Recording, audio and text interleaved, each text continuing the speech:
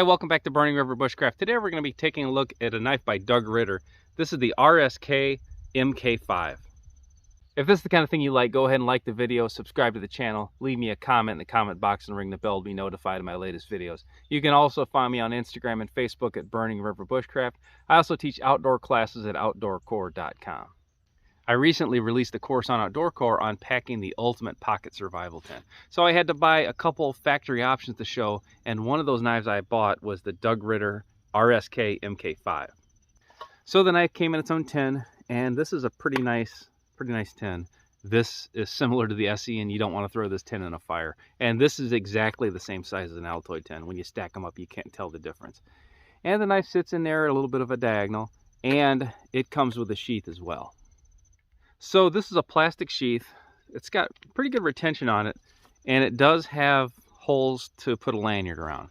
The holes are not that large. Paracord is not going to fit in there.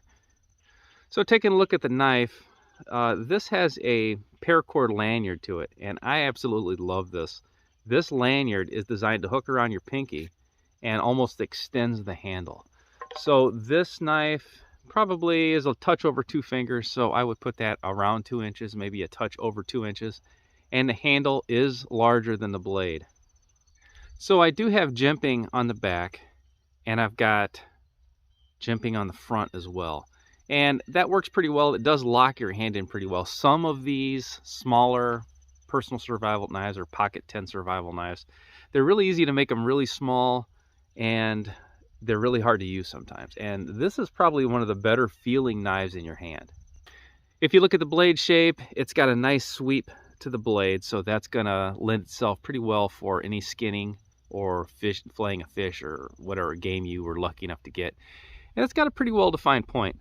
With a point like this, you would have no issue drilling into a hearth board. This is a pretty solid choice. So the construction of this is stainless steel, and you can check on Doug Ritter's website. He's going to have the specs, the exact specs on the blade, the overall length, as well as the type of steel used. So I'm a fan of hafting a handle onto a small knife like this. Any type of small knife, including this one, I'm going to put a handle on it in the field. But this lanyard, this pinky lanyard, is a really good idea. This works out very well. It lets you choke up on the knife and give yourself a little bit of tension. So that tension helps lock it into place. So not only that, but when you're actually working, say you were skinning an animal or just crafting in general, you can let the knife go, have full access of your hands for any type of job. And then the knife's right there when you need it. The knife came sharp right from the factory. It'll cut through jute, no issue whatsoever. This is 36 bank line. This is another pretty popular cordage. This is a little bit harder to cut actually than paracord, and it cuts through there fine. So any of your cutting task, this knife's going to be all about. So I am going to be doing a little light batoning with this knife. Even though this knife is this small, if I'm going to carry it in the woods, I'm going to be able to baton with it. This is kind of big. It's kind of larger than the blade itself, but this is tulip poplar, and it's pretty dry. So you see it's got some checks in it. So it really should not be that hard for this knife to baton through here. So I've got a check right down the middle here. I'm going to go just opposite of that check.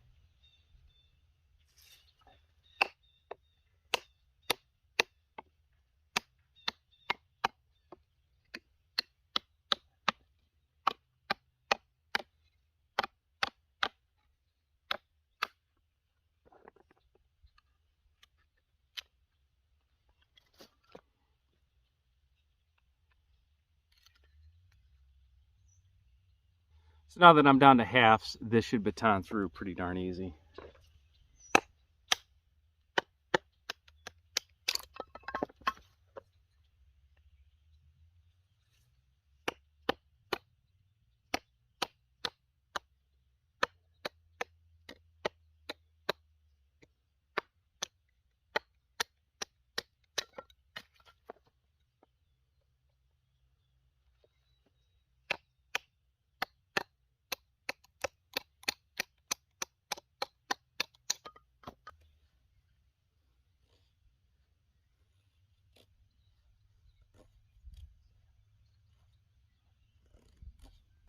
So this is a pretty decent little feather stick with this knife. You should have no issues lighting a fire with a feather stick like that.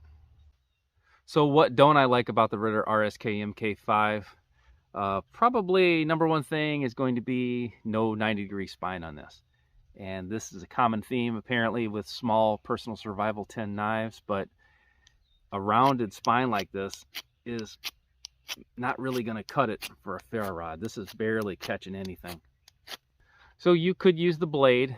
That would pull off pretty good sparks, but you are sacrificing your edge. And with a knife this short, I just don't have that much edge to sacrifice. So without modifying this knife, you're going to have to carry a striker for your ferro rod.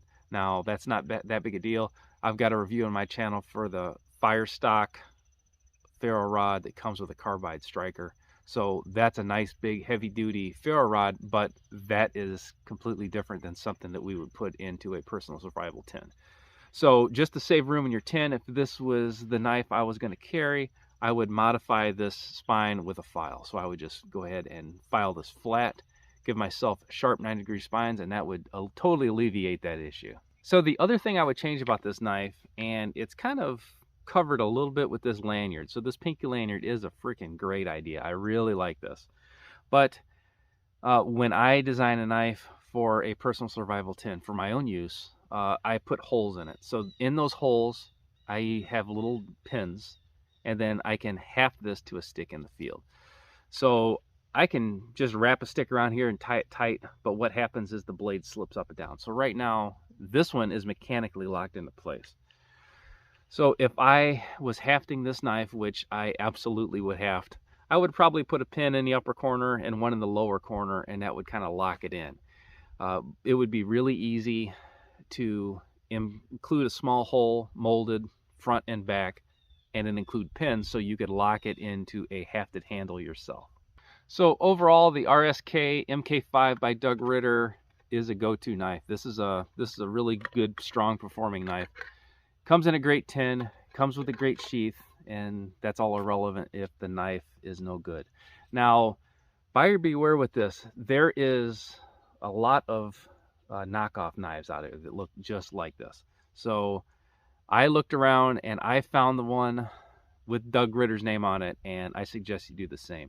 For a knife this small, as inexpensive as these things are for the job they perform, it's worth it to me to have the original and not trust my life to a knockoff. So if you decide to get one of these knives and you get the awesome tin with it and you're all packed up but you don't quite know what all to put in it, you might want to check out my course on Outdoorcore on packing the ultimate personal survival tin. I'll put a link in the description below to that. Till next time, this has been Jamie Boggs with Burning River Bushcraft. See you soon.